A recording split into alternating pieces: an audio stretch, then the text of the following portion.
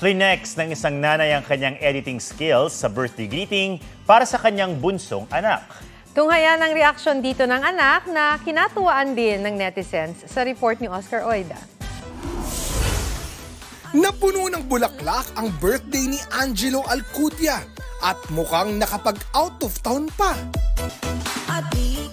Digital nga lang, courtesy ng kanyang mama Maria na pet Malu ang editing skills. Hirit tuloy ng birthday celebrant, Mama, pa-delete!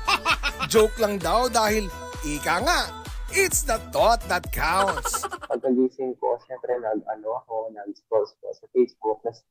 Nagulat na ako, nakita ko yung notification na tinag ako ni Mama sa post. Thankful ako kasi she greeted me in a very creative way. Kwento ni Angelo, hilig na talaga ng kanyang mama ang mag-post ng mga video sa social media. At syempre, di nawawala ang taon-taong birthday greet ni Bunso. Ang mga usually ina-upload niya and na video and in-edit niya. Yung mga video na sumasaya sa Zumba, gano'n.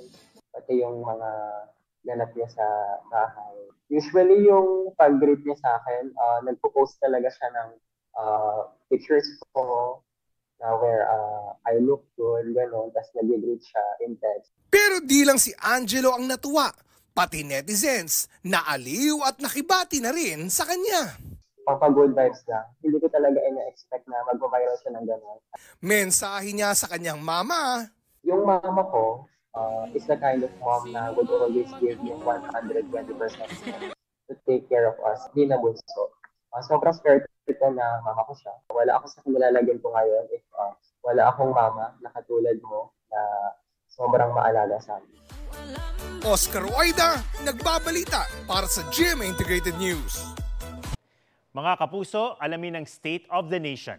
Mag-subscribe sa GMA Integrated News sa YouTube.